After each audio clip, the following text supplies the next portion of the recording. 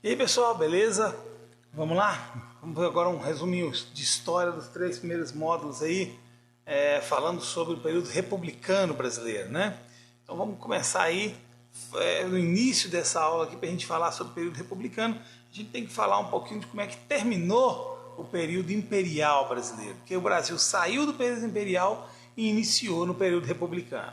Bom, período imperial brasileiro, né? A gente tinha como imperador aqui Dom Pedro II, e Dom Pedro II ele veio trazendo para a gente aí um período complicado, conturbado, onde o Brasil se envolveu aí numa grande guerra, na Guerra do Paraguai.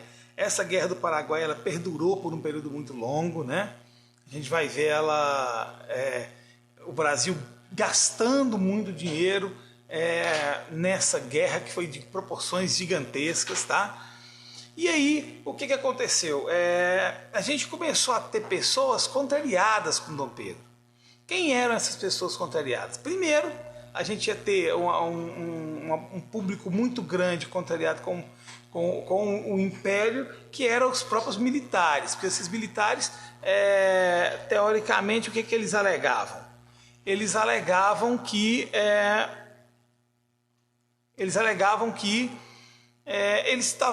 foram eles quem lutaram nessas guerras, foram eles quem tiveram aí o fruto, né, do trabalho, quem trabalhou mais, né, vamos dizer assim, para conseguir essas vitórias na guerra, era quem mantinha estabilizado a República dentro do Brasil e não tinham muitos direitos políticos. Outro grupo muito forte que vinha também junto com esses militares aí, vinham principalmente apoiando esses militares de certa forma, eram os cafeicultores, que apesar de ter interesses completamente diferentes dos militares, não era o que os militares queriam, o que os cafeicultores queriam, esses cafeicultores também estavam muito descontentes com o governo imperial brasileiro, principalmente após 1888, quando teve a Lei Áurea que abolia 100% da escravidão. A gente tem que pensar que desde 1850 já começava um processo abolicionista no Brasil, já começava a vir grupos lutando pelo fim do tráfico, pelo fim da escravidão após determinada idade, para que os filhos não fossem mais escravos. Então isso aí já veio contrariando essa elite cafeicultora do Brasil.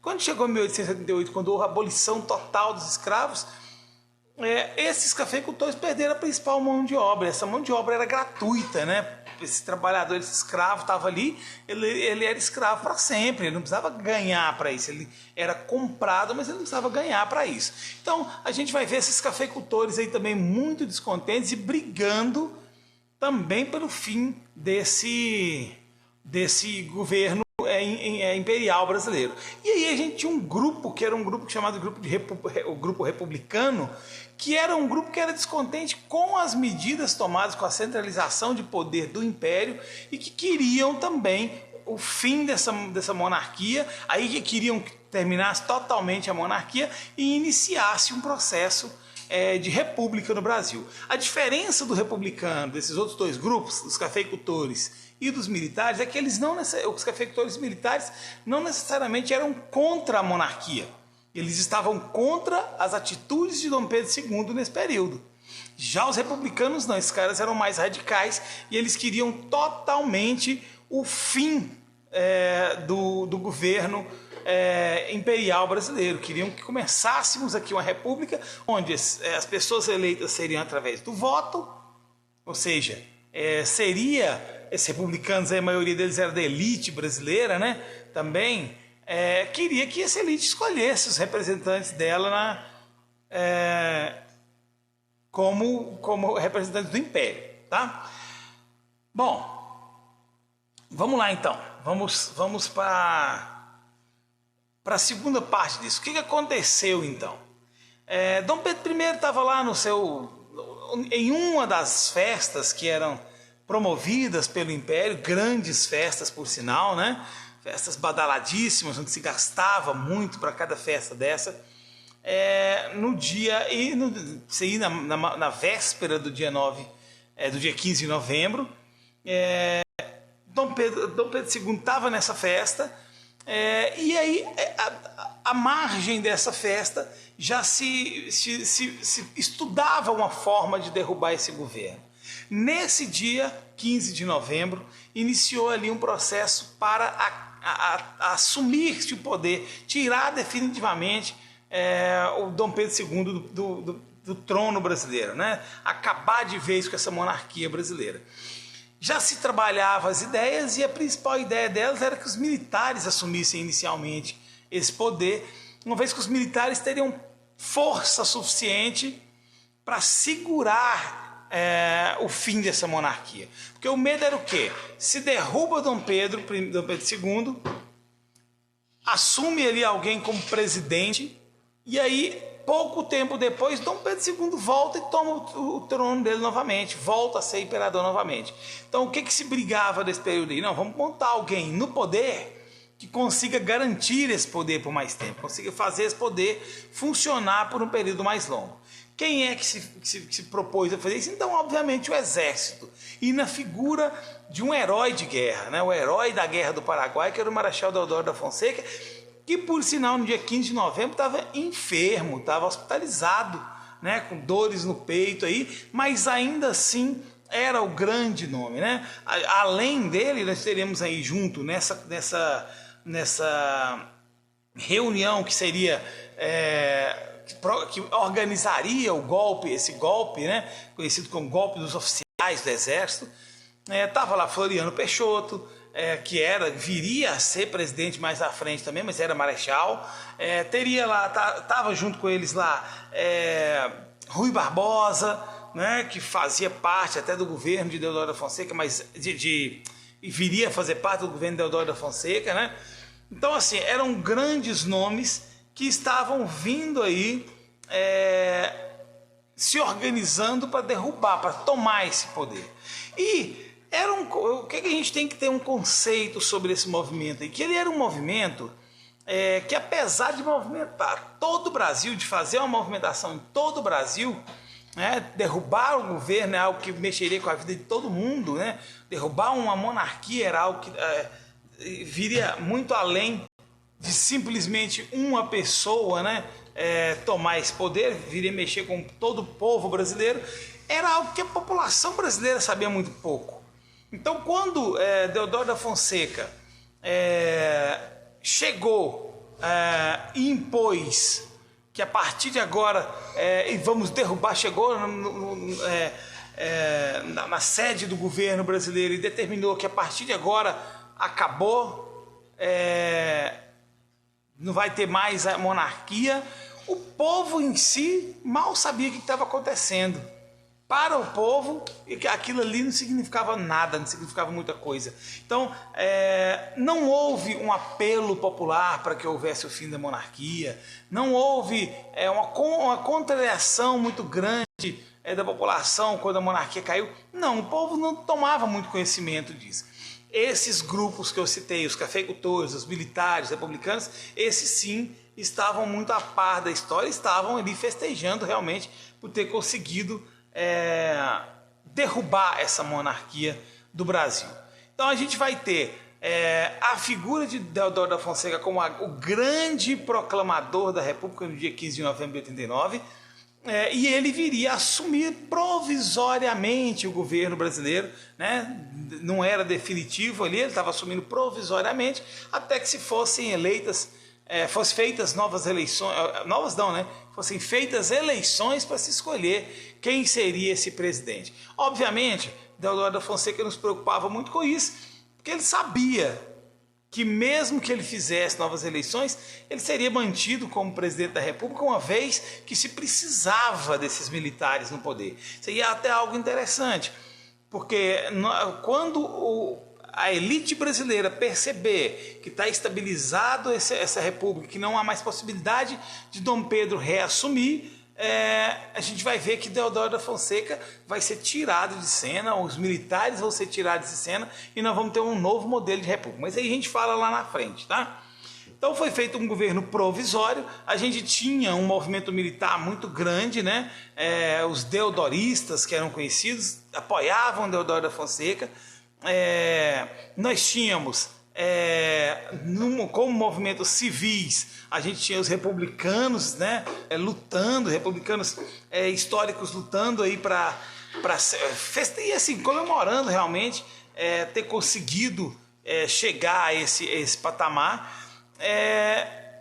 E nós vamos ter aquela população em geral que não estava tomando muito conhecimento, mas que, beleza, tá, como se diz, tá funcionando aí, vamos aceitar, né? Dom Pedro I foi imediatamente mandado para o exílio, foi tirado do Brasil, foi convidado gentilmente a se retirar do Brasil e ir para outro país, uma vez que o Brasil não queria mais a figura do imperador aqui, e o Brasil começou a tentar criar uma nova identidade, né, nacional. Aquela identidade nacional vinculada lá ao Império, ela viria a ser substituída, inclusive substituindo grandes símbolos do Brasil, como por exemplo a bandeira que era a bandeira do Império, ela foi tirada e foi colocada a nova bandeira, que era a bandeira republicana, né?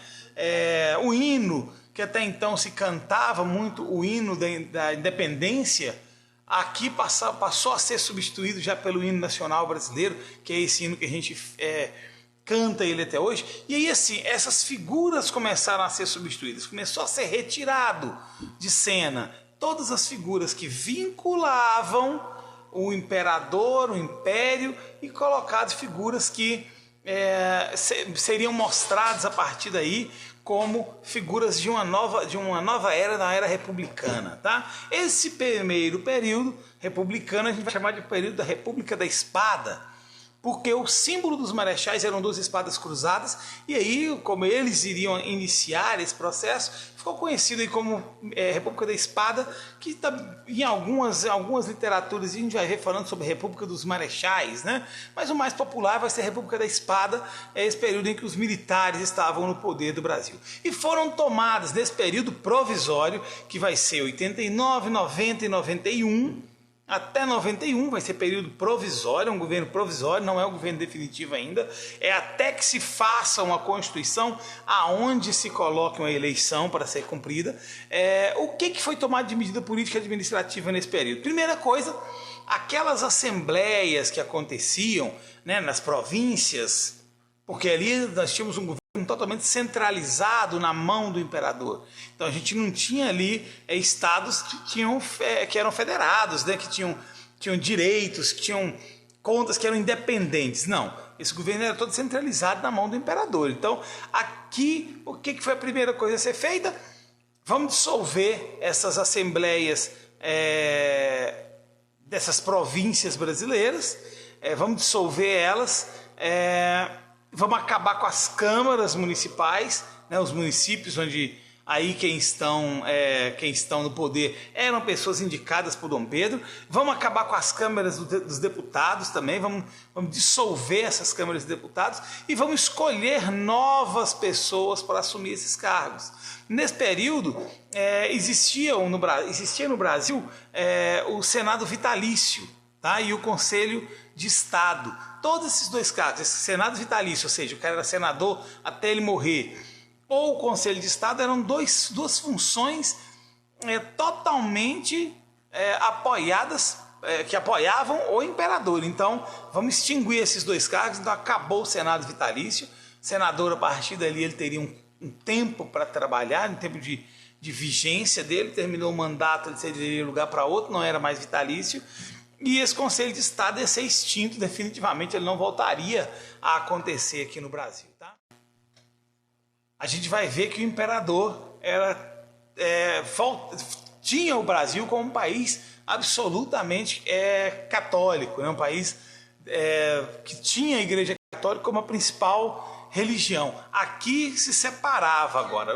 A Igreja Católica podia ser simplesmente uma religião, apesar que aqui nós teríamos agora um Estado laico. O brasileiro poderia escolher a religião que ele quisesse, mas a Igreja, acima de tudo, ela parava de interferir nos assuntos políticos do Brasil. A Igreja era totalmente separada dos assuntos políticos.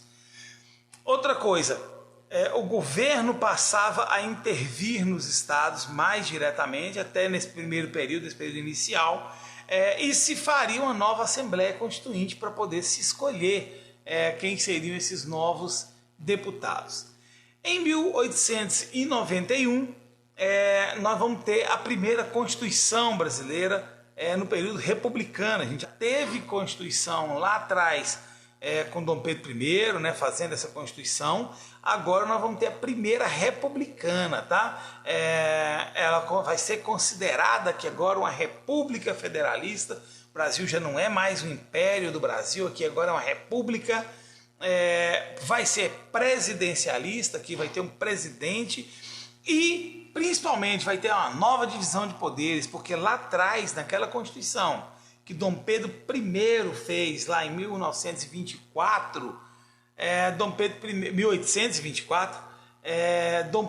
I definiu 4 poderes, né? O executivo, o legislativo, o judiciário e o moderador, que era ele mesmo, e que se sobrepunha a esses outros 3 poderes. Nessa Constituição se extingue totalmente essa questão desse 4º poder moderador e vai ficar somente um poder executivo, um legislativo e um judiciário, separados, como já diziam os iluministas lá atrás, né, que já se pregava isso. Voltaire já pregava essa questão de que os governos têm que ser, os poderes têm que ser separados. Se você tem o mesmo poder na mão, 2 poderes na mão de uma mesma pessoa, você não tem liberdade. A liberdade ela vem a partir do momento que você separa esses poderes aí, divide esses poderes em 3 mãos diferentes. Então ficaria a Assembleia a cargo do Legislativo brasileiro, o presidente a cargo do Executivo, e aí teriam os juízes aí a cargo dos judiciários brasileiros. Outra questão que é importante também nessa Constituição, né, nessa nossa terceira Constituição, foi a questão do voto aberto, né? A partir daquele momento, o voto deveria acontecer, se escolheria o presidente através de um voto, mas esse voto era aberto, ou seja, a pessoa teria que chegar até a urna e falar: eu vou votar em fulano. Não era um voto secreto, não era um voto escondido. E outra coisa, esse voto a partir daí seria um voto sem critérios de renda, voto censitário, que acontecia lá na monarquia para eleger os representantes da Assembleia. O representante da Assembleia naquele momento ali era eleito tendo como base um voto censitário, onde só quem tinha renda poderia votar. Agora não, era um voto sem critério de renda, mas ainda com algumas limitações, como por exemplo as mulheres ainda não votavam, os analfabetos não votavam, porque aí já pegaria a gama de escravos que não poderia votar, já que ele era analfabeto. Crianças não votavam, né? Já delimitaria o voto acima dos 18 anos. Então teriam algumas limitações no voto, mas ele não era censitário, não limitava por categorias, ele era aberto a toda a população. As liberdades civis viriam a ser adquiridas nessa Constituição, os direitos de ir e vir, né? Estariam colocados aí. O casamento civil foi instituído a partir dessa Constituição de 1891. Até então não existia o casamento civil, era só religioso, e o Brasil ficaria definitivamente caracterizado como Estado laico, livre da Igreja Católica, do jugo da Igreja Católica. É importante a gente lembrar que aqui em 1891, quando foi feita essa Constituição, um ano antes nós tínhamos enfrentado no Brasil, em 1890, a crise do encilhamento, né? Essa crise do encilhamento era a crise, que foi uma crise econômica, inflacionária. Que provocou essa crise do encilhamento? Se visava que o Brasil começasse a prosperar, né? O Brasil passava por um período de crise, de dificuldade, então começou a ser emitir muito papel moeda, começou a se fazer mais dinheiro e soltar para o povo, para que o povo, obviamente, aceitasse melhor, né? Ficasse mais satisfeito com essa nova política que vinha sendo empregada. Só que o que acontece? O Brasil passou a ter muita moeda na rua, o povo passou a ter muito dinheiro nas mãos, porém o Brasil não produzia suficientemente. Ou seja, nós teremos aqui um país com uma pessoa com muito dinheiro na mão, mas que não tinha o que comprar, certo? Esse período foi um período em que se considerou crise do encilhamento, muito dinheiro, pouco, a inflação brasileira subiu demais. Nós teríamos sérios problemas e incentivos principalmente. Porque o que acontecia? O intuito até de se liberar esse papel moeda, liberar esse dinheiro na mão das pessoas, era que essas pessoas começassem a produzir. Ou seja, você vai adquirir dinheiro aqui para você abrir um novo empreendimento. Só que a pessoa ia lá, pegava o dinheiro e acabava não abrindo esse novo empreendimento. Ou seja, o Brasil continuava não produzindo. Encilhamento era um local onde se faz aposta de corrida de cavalo. E quando se tinha aposta em corrida de cavalo, as pessoas corriam todas e se amontoavam para fazer as apostas. Por isso esse nome foi conciliado a essa crise. Passou a ser crise do encilhamento. Porque quando se ia nas bolsas de valores, a gente ia ver centenas de pessoas correndo para as bolsas de valores, porque foi um ribuliço, essa liberação enorme de dinheiro e não ter produção para poder compensar esse dinheiro nas ruas. Foi preciso futuramente, para resolver essa crise, se recolher esse dinheiro das ruas e se queimar o papel moeda para se estabilizar novamente a ordem no governo, vamos dizer assim. Bom, mas beleza.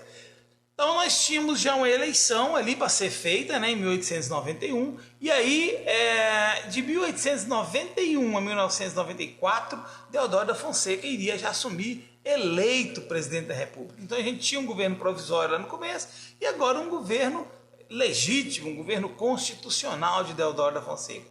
Vai de 91 a 94, e esse período, justamente para controlar essa crise do encilhamento que teve, o Brasil passou por uma crise econômica e recessão muito forte, né? E isso fez com que a crise política se apertasse no Brasil. Deodoro da Fonseca chegou a ser cogitado, inclusive, de ter assuntos de corrupção envolvendo o nome dele, e acabou que em 1891 mesmo, Floriano Peixoto assumisse a presidência da República após a renúncia de Deodoro da Fonseca. Deodoro da Fonseca abriu mão, saiu de cena e deixou a política brasileira para Floriano Peixoto. Teoricamente, 89, 90, 91, 92 e 92 deveriam ser feitas as eleições para presidente da República. Mas não aconteceu. Floriano Peixoto, que deveria assumir o governo brasileiro, ele acabou falando: não, eu não vou assumir só por 2 anos agora, não. Eu vou ter o meu mandato completo e vou ficar até, já que eu estou assumindo agora em 91, então eu vou ficar 92, 93, 94, 95. Só vou sair do governo em 95. Aí já iniciava um processo já não vou dizer nem a palavra corrupção, que ela seria muito pesada, mas já infringindo as leis que o próprio Brasil tinha feito há pouquíssimo tempo, né? Mas beleza, assumiu-se ali então, né? Floriano Peixoto. Floriano Peixoto era um cara benquisto, as pessoas gostavam dele, era um cara muito respeitado, era um cara muito sóbrio, muito honesto, considerado talvez um dos políticos mais honestos que o Brasil já teve. Então não se questionou a questão de Floriano Peixoto se assumir aí até 1895. Beleza. O que então Floriano Peixoto começou a trabalhar? Ele começou primeiro a combater a crise inflacionária, né? A inflação que tinha no Brasil, que era muito grande, começaria ali a ser combatida, ser derrubada. O governo também começou a combater os especuladores, né? Porque aí, obviamente, as especulações começaram a surgir por todos os lados, principalmente com a renúncia de Deodoro da Fonseca. Começou a impor no Brasil uma moralidade pública, né? Começou a se cuidar muito com a postura dos políticos brasileiros, né? começou a combater várias tentativas de golpe no Brasil, até porque ainda existia no Brasil algumas pessoas que queriam retomar a monarquia. Então o cara já pensava, poxa, vamos fazer um golpe aqui para que a gente volte a ter monarquia no Brasil. Há pessoas principalmente que eram interessadas nessa monarquia.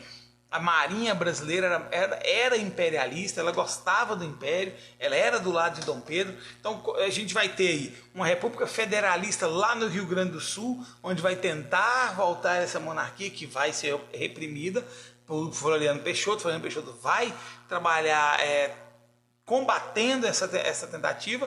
Depois nós vamos ter, entre 93 e 94, a revolta armada no Brasil, no Rio de Janeiro, Marinha apontando canhões para a costa brasileira, né, para a cidade do Rio de Janeiro. Isso aí vai dar um pouco de trabalho, mas o Floriano Peixoto vai contar aí ao seu lado com um grande apoio, popular, né? Esse apoio popular, inclusive, ele vai ser conhecido aqui como o jacobinismo florianista, né? Fazendo uma alusão aos jacobinos lá da Revolução Francesa, né? Que era a população geral, povão, né? Vamos dizer assim, do Brasil, apoiando Floriano Peixoto e colocando Floriano Peixoto como o presidente legítimo do Brasil e aquele presidente que lutaria pelo povo brasileiro. Esse é o módulo 1 que a gente viu. Vamos falar um pouquinho agora do módulo 2, continuando aí com essa fase da República Brasileira. Vamos lá. Bom, nesse módulo 2 aqui a gente continua falando sobre a República, né, sobre essa primeira República, que ela vai ir de 89, de quando é proclamada a República, até 1930. Essa vai ser considerada a primeira República. Tá? Nesse período aí, a gente vai ter esses dois presidentes militares, que é considerada a República da Espada, né? Marechal Deodoro da Fonseca e Marechal Floriano Peixoto. E após o fim, após ali, vamos dizer assim, o encerramento desse governo militar brasileiro com Floriano Peixoto, tivemos eleições em 1894, e essas eleições de 94 elegeram nosso primeiro presidente civil, que era Prudente de Moraes. De Prudente de Moraes até lá na frente, 1930, a gente vai ter 10 presidentes eleitos aqui no Brasil, né? Sendo que vamos ter a eleição do 11º, mas ele não vai nem chegar a assumir lá na frente. Que vai ser em 1930, que vai ser Júlio Prestes vai ser eleito presidente sem ter a possibilidade de assumir, né? Então serão 10 presidentes da República, e esse período aí nós vamos ter aí um período bem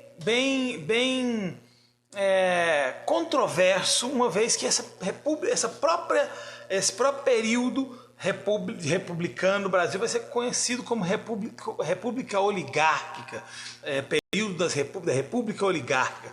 O que era essa República Oligárquica? Era justamente quando os cafeicultores vieram ali e falaram assim: peraí, os militares já fizeram o que eles tinham para fazer para a gente. A obrigação dos militares era manter essa república funcionando, já está funcionando, já temos alguns anos. As revoltas que eles temeriam que fossem acontecer, como foi a revolta armada, a revolta federalista, elas aconteceram.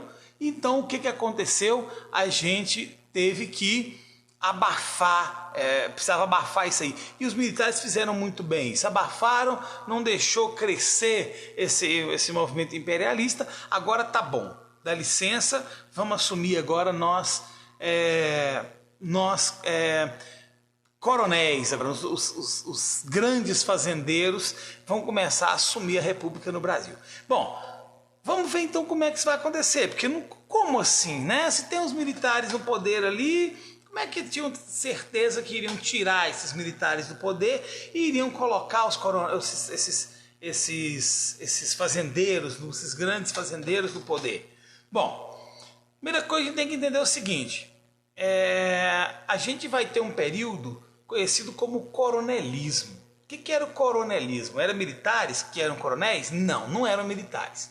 Eram grandes fazendeiros que devido à grande autoridade que eles teriam em uma região determinada ali, eles passariam a ser conhecidos como coronéis. Então a gente vai ver muito, principalmente aquelas novelas antigas, né? Falando sobre o coronel fulano de tal. Ele nunca foi militar na vida dele. Esse cargo de coronel era devido ao grande poder que ele tinha. Ora essas, através de benefícios para a população daquele lugar, de doações, ora essa através de repressão, porque ele tinha condição de ter vários capangas, jagunços que intimidavam mesmo as pessoas daquelas regiões ali, fazendo com que aquela população ficasse nas mãos desse coronel. Então a gente tem isso, é o grande tchan do coronelismo, tá? Nós vamos ver que essa república oligárquica, ela vai também se misturar um pouquinho com o que a gente chama de república do café com leite. Mas parei que a gente fala do café com leite daqui a pouquinho. Vamos pensar primeiro como é que esses coronéis, o que tem a ver esses coronéis com a manutenção dos grandes fazendeiros no poder? Esses coronéis tinham interesses locais. Dentro daquela região ele tinha o interesse dele, né? Da possibilidade de melhores terras, da possibilidade da aquisição de melhores terras, de recursos vindo para aquela região que beneficiassem só aquele coronel, que às vezes não beneficiava em nada a população, mas aquele coronel beneficiava. Então, como esse coronel tinha poder sobre aquele local, aquela região ali, ele conseguia conduzir aquelas pessoas a votar em quem ele quisesse. Então o que começava a acontecer aí? Começava a acontecer uma política chamada de política dos governadores. O que era essa política dos governadores? A política dos governadores era o seguinte: esse coronel dessa região, ele influenciava aquelas pessoas da região a votarem para governador em quem ele queria. Lembra da aula passada que a gente acabou de falar agora, que o voto era aberto? Ou seja, eu pegava aquele cara que trabalhava para mim, pegava ele pro braço, levava ele lá e falava assim: você tem que votar em fulano de tal. Você vai ter que votar em fulano de tal. Você não vai votar em outra pessoa. O que acontecia? Esse cara que, obviamente, sob forte ameaça, ele acabava votando em quem mandasse ele votar. Então, se escolhia o governador que aqueles coronéis quisessem. Então, eles escolhiam, vamos botar Geralmente o próprio coronel nem queria tanto esse cargo lá, porque ele tinha mais coisas para preocupar. Mas tinha um filho, por exemplo, que queria ser político. Olha, vamos botar todo mundo no meu filho para ele ser o governador da nossa região. Então todo mundo daquela região impunha que seus funcionários, impunha que as pessoas botavam os jagunços lá na beira da urna, e quem não votasse da cidade, não votasse naquele candidato, mandava matar, mandava bater, torturava, fazia o escambau para que aquela pessoa votasse em quem eles queriam, tá? Primeiro passo era esse daí. Então, os coronéis forçavam o povo a escolher o governador que eles queriam. Na sequência, esse governador, em conjunto com os outros governadores do Brasil, elegiam um presidente da República. Então, olha aí outro favor que acontecia. Para que esses governadores votassem naquele presidente, aquele presidente tinha que beneficiar esses governadores. Eles tinham que ter algum benefício para se escolher aquela pessoa para presidente. Então, como eles elegiam, aquele presidente favorecia os governadores e aqueles governadores favoreciam os coronéis em seus municípios. Olha a cadeia que virava. Por que virou o nome de política oligárquica? Né? República oligárquica. Porque aquela oligarquia jamais iria sair do poder.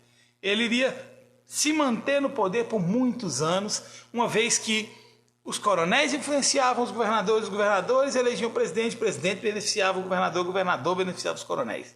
Essa cadeia não iria acabar tão cedo. Esse era conhecido como a política dos governadores. Nós vamos ver aqui como é que eles conseguiam. Vamos dar nomes agora, né? Vamos falar de nomes agora aqui um pouquinho. Esse povo que esse coronel controlava ficou conhecido como curral eleitoral. E esses votos que eram levados na marra, pelo braço lá, para votar em quem o coronel queria, eram conhecidos como voto de cabresto. Então a gente tinha o voto de cabresto, que era o voto obrigado, e tinha o curral eleitoral, que era todo aquele eleitorado daquela região que era manipulado por aquele coronel. Certo? Esses currais eleitorais e esse voto de cabresto compunham esse coronelismo que a gente fala, né, que favorecia amplamente a política dos governadores. As políticas dos governadores viria a ser muito beneficiada por esse coronelismo e apoiava-se nesse coronelismo.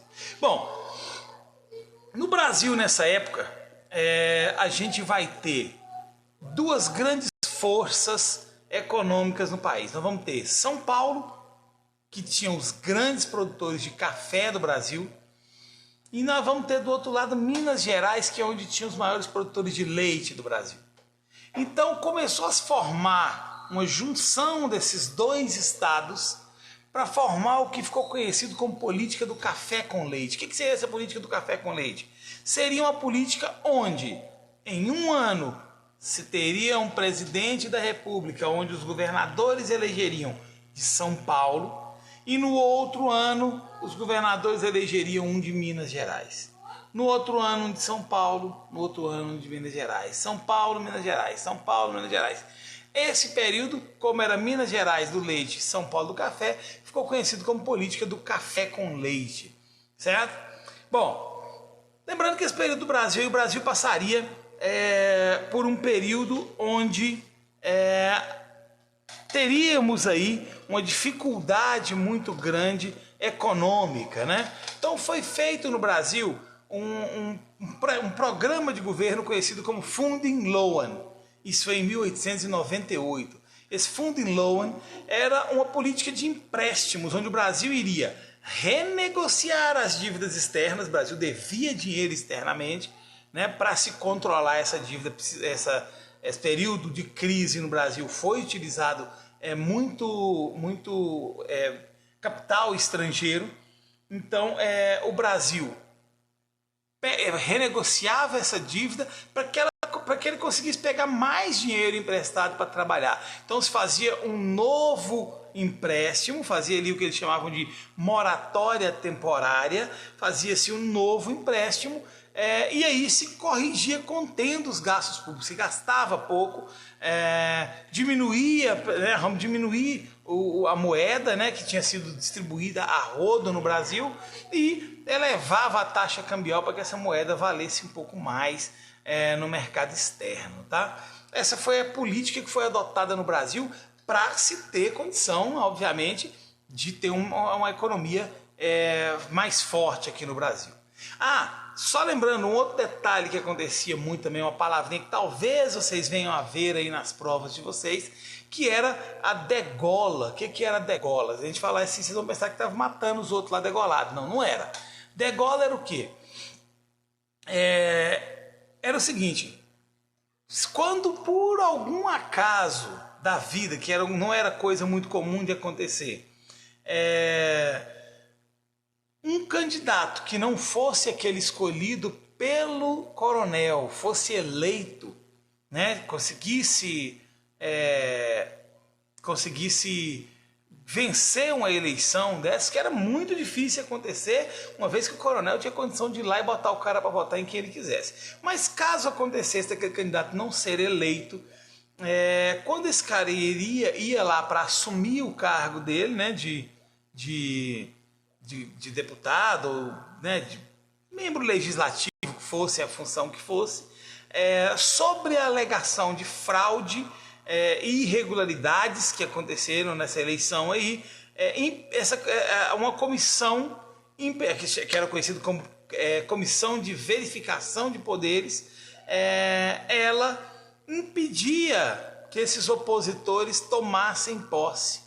Esse ato de impedir que esse opositor tomasse posse, alegando, né, que teve fraude, era conhecido como degola. Então garantia mais um pouco a manutenção das oligarquias no poder aqui no Brasil, certo?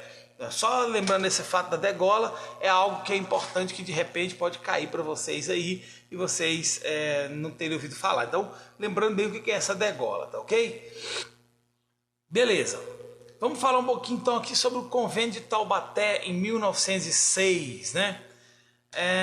Esse período de 1906 começou a haver aí uma política que a gente chama de política de valorização do café, certo? O que começou a acontecer? O Brasil teve um grande excedente de café produzido. O Brasil era um país que produzia muito café.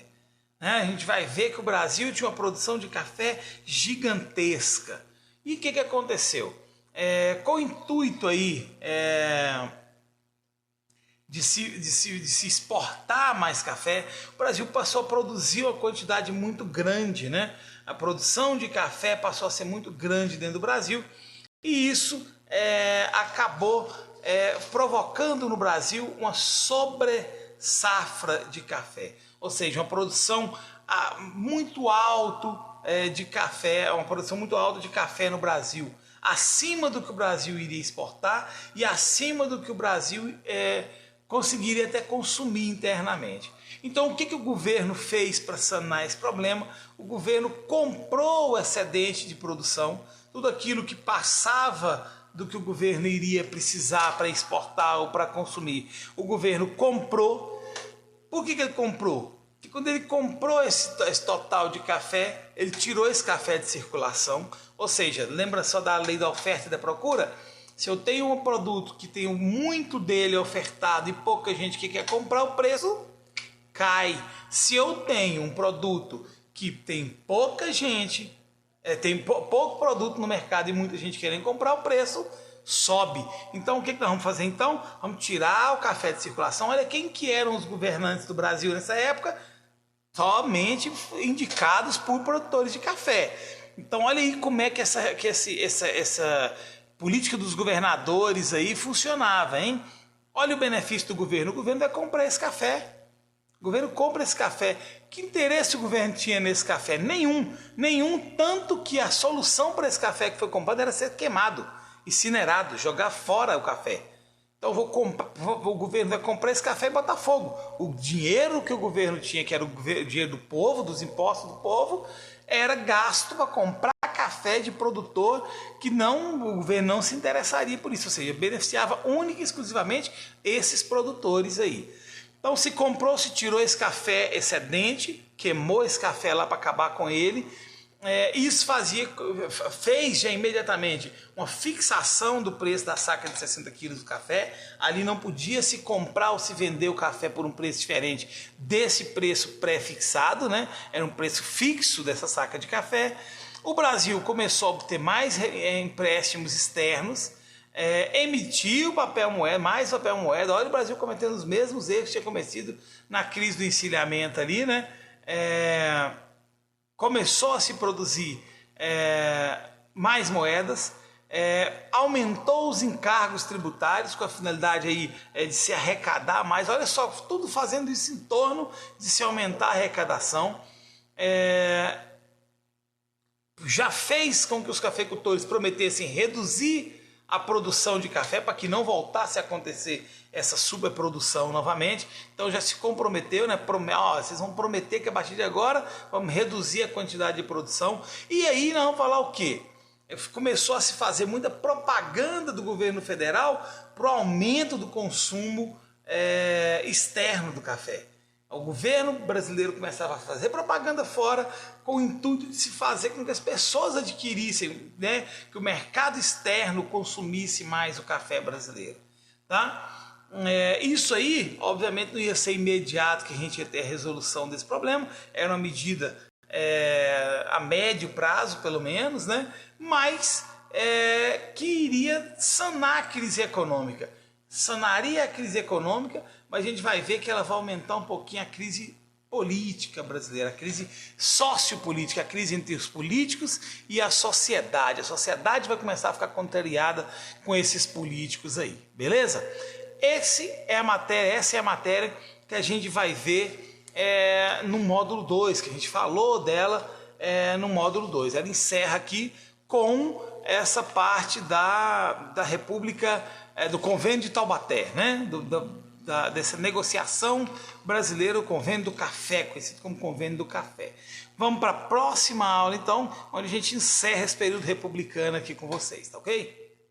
Beleza, para a gente encerrar agora, a gente entra nesse terceiro módulo aqui, que a gente praticamente vai deixar aí engatilhar já a crise na República, mas aí começa aqui essa parte republicana, onde a gente vai fechar aqui falando sobre as grandes revoltas populares. Aí a população brasileira começou a se cansar disso. Primeira coisa que a gente tem que pensar, nós vamos ter a população brasileira carente, tá? A população brasileira carente não só, quando a gente fala carente, não é porque ela estava triste, não, precisando de carinho, não era isso não. Ela estava carente de alimento, carente de estrutura.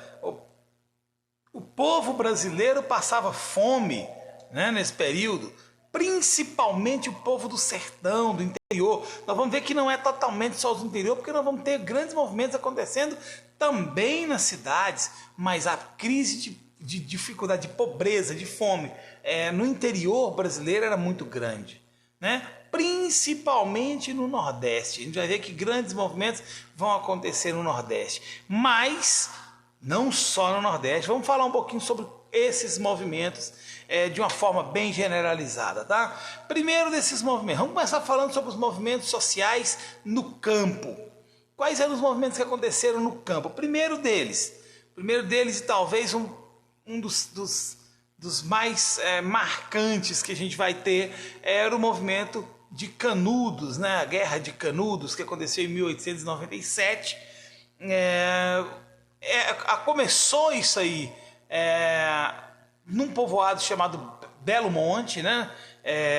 Esse Belo Monte ele virou o povoado a partir de uma fazenda chamada Fazenda Canudos, que foi invadida pelas pessoas mais pobres, vamos dizer assim. A gente tinha nesse período aí um movimento de antirrepublicanismo, né? Era saudoso da monarquia, queria aquela monarquia de volta, e ele era um movimento de caráter muito messiânico. Quando a gente fala messiânico, a gente vai tá falando aí do padre Antônio Conselheiro, né? Que ficou famoso no sertão nordestino justamente pela fundação desse povoado de Belo Monte, aonde ele começou a receber pessoas de vários lugares que passavam necessidade no interior do sertão nordestino, e eles começavam a se juntar nesse povoado de Belo Monte, começava a formar esse povoado foi crescendo gradativamente, a gente chegou a ter milhares de pessoas, né, dentro desse povoado de Canudos. Aqui tem um trecho que fala, inclusive, contava com cerca de 5.000 casas de pau a pique e entre 20 e 30 mil habitantes nesse povoado de Canudos, aí, povoado também, Canudos nome popular pela fazenda, mas conhecido também como povoado de Belo Monte. E esse movimento cresceu demais, virou um povoado muito grande, e isso afetou, de certa forma, aqueles fazendeiros, os grandes fazendeiros. Porque o que eles começaram a pensar? Vai que esse movimento começa a incentivar outras pessoas a fazerem a mesma coisa, a invadirem fazendas e construírem povoados. Daqui a pouco está invadindo a minha fazenda. Então, como esses fazendeiros, esses coronéis, tinham moral lá na parte federal do Brasil, eles começaram a exigir: olha, nós não colocamos vocês aí, agora eu quero que vocês resolvam esse negócio de Belo Monte. Vamos resolver, vamos acabar com isso. Eu não quero mais que se continue tendo,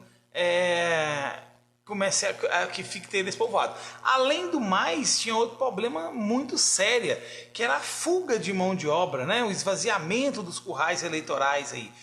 Começou o cara a fugir daquele curral eleitoral e ir lá para Belo Monte.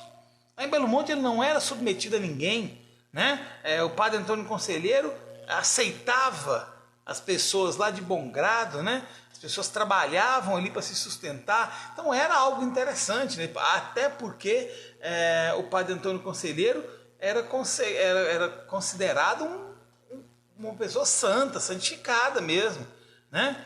Então iniciou ali então uma repressão do governo federal sobre o povoado de Belo Monte. Essas repressões elas aconteceram inúmeras vezes, e as tropas militares por várias vezes perderam batalhas onde ela tentava dissipar esse povoado de Belo Monte, e ela só veio a conseguir depois de ter realmente investido um bom contingente militar para tentar retirar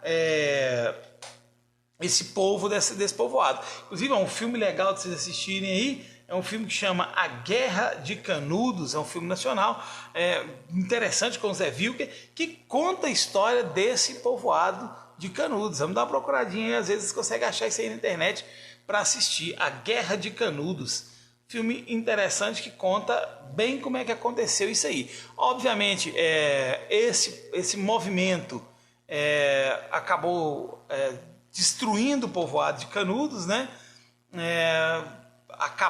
Matando centenas de pessoas, inclusive Antônio Conselheiro foi um dos que chegou a falecer aí nessa última investida militar com um contingente maior, que acabou derrotando as pessoas que estavam nesse povoado. Então, acabou ali o movimento de Canudos, mas não acabou os movimentos sociais no campo, porque entre 1912 e 1916 começou a haver o contestado, a Guerra do Contestado, né? Que também tinha o mesmo caráter antirrepublicano. Esse contestado aí é um período em que começava a se construir uma ferrovia que ligaria o Rio Grande do Sul a São Paulo, e lá também foi de caráter messiânico, né? Só que nessa época era o monge José Maria, que era quem comandava esse povoado. O que aconteceu? No final do período da construção dessa rodovia, dessa ferrovia, acabaram que as pessoas foram demitidas e as pessoas não tinham muito para onde ir. Vamos falar de forma bem resumida mesmo sobre isso aí. O que aconteceu?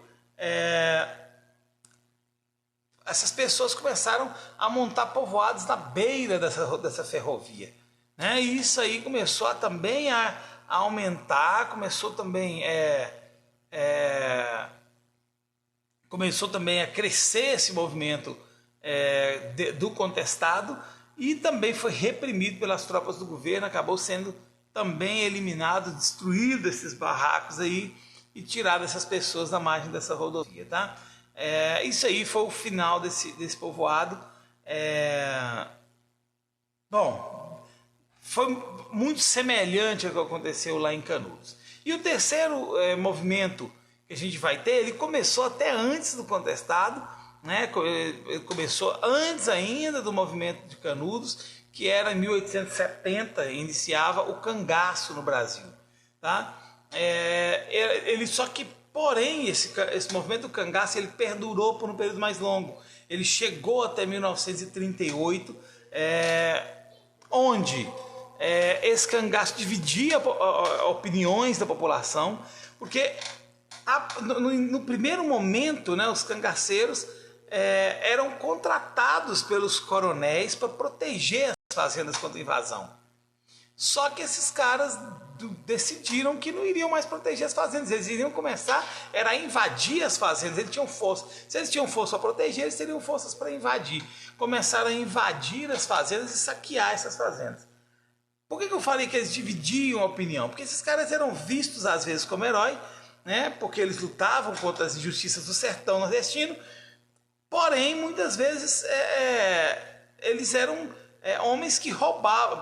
Teoricamente seriam homens que roubavam dos ricos e dos pobres, mas tinha horas em que eles invadiam fazendas e matavam as pessoas porque elas não tinham o que oferecer para eles como comida. Então, não era bem aquela situação do Robin Hood, né? Do roubar dos ricos e dar para os pobres constantemente. Então, dividiam opiniões. Uns consideravam eles como herói, tinham essa figura deles como herói, outros tinham a figura deles como verdadeiros vilões. Conclusão é que esse movimento do cangaço ele se alastrou pelo sertão brasileiro. Nós vamos ter aí vários cangaceiros que ficaram conhecidos em todo o Nordeste. O mais famoso deles foi Virgulino, né, o famoso Lampião, né? Virgulino ficou conhecido principalmente pelo caráter carrasco que ele tinha de não perdoar, de matar com facilidade, e teve procurado durante vários anos no interior do sertão brasileiro pelo exército, pela polícia, né? A polícia se procurava muito Lampião, porque acabou se tornando o maior bando dentro do sertão. E quando esse bando foi encontrado e foi executado, todos os cangaceiros desse bando foram degolados e as cabeças deles foram expostas em praça pública, né? Foi colocado na escadaria da prefeitura de Piranhas, em Alagoas, para servir de exemplo mesmo para os outros cangaceiros, que se o maior bando tinha sido preso e tinha sido executado, os outros bandos também seriam. Isso foi diminuindo, isso aconteceu já em 1938, já próximo ao fim do cangaço. Justamente esse movimento em que se pegou o bando de Lampião foi um movimento que serviu de exemplo. Se pegaram eles, fizeram isso, vão pegar os outros também. Então se desestimulou o cangaço no Brasil. E aí vamos falar um pouquinho sobre os movimentos então da cidade, né? Movimentos sociais urbanos. A gente vai ter como primeiro deles a revolta da vacina em 1904, onde a gente tinha uma influência muito da Europa aqui no Brasil, né? E esse movimento da Europa aqui no Brasil fazia com que se buscasse fazer a cidade do Rio de Janeiro ficar parecida com a Europa. Para isso, precisaria, antes de mais nada, fazer um processo aí de saneamento e urbanização do Brasil. Para isso começou a acontecer o quê? Rodrigues Alves era o presidente do Brasil nesse início desses movimentos sociais urbanos aí, né? E Rodrigues Alves, então, instituiu que a partir dali ele iria começar a derrubar os barracos que, entre aspas, enfeiavam o Rio de Janeiro, e iria promover um aspecto de higienização do Rio de Janeiro mesmo. E essa higienização passava por uma vacinação obrigatória, né? Iria se vacinar obrigatoriamente. Isso aí na época foi chamado aí para ser diretor-geral da saúde o médico Oswaldo Cruz, né? Que até tem um instituto hoje no Rio de Janeiro com o nome dele, Instituto Oswaldo Cruz. E o que acontece? Se obrigou a vacinar contra algumas doenças que assolavam o Rio de Janeiro na época, entre elas a principal delas, a varíola, né? E se obrigar, passaria de casa em casa obrigando. Obviamente o povo não aceitou isso muito bem. Não aceitou primeiro a questão de se derrubar esses barracos, né? O cara tem a casa, o que ele tinha de casa naquele momento, esse barraco era derrubado, esse cara ia perder a casa dele. E segundo, quanto a essa vacinação obrigatória, que para muitos ela era contraditória, não era nada obrigatório. Isso aí era com o intuito de se fazer um controle populacional, queria se matar um monte de gente. Então não foi bem aceito. Houve uma revolta popular muito grande no Rio de Janeiro por causa dessa campanha de vacinação. Conclusão, no final das contas, essa campanha acabou sendo revogada, não era mais obrigado a se vacinar, poderia se escolher por não vacinar, entre mortos e feridos e presos aí, acabou que todos foram imunizados contra a varíola nesse período desse tempo aí, né? Acabou se controlando essa vacina e acabou se tendo aí algumas regiões do Rio de Janeiro sendo realmente limpas e essas pessoas reabrigadas em outras áreas que futuramente aí viriam a se tornar novos bairros da cidade do Rio de Janeiro. E para a gente encerrar esses movimentos sociais da cidade, a gente vai ter a revolta da Chibata. A revolta da Chibata ela aconteceu principalmente porque muitos cargos de baixa patente do Exército ou da Marinha Brasileira, ela era composta por ex-escravos, por negros ex-escravos. E o que acontecia? Como haviam aí muitos ex-escravos, esses ex-escravos eles eram tratados de uma forma muito discriminada. Então se punia esses ex-escravos com castigos físicos, né? Com chicotes. A alimentação desses cargos de baixa patente não eram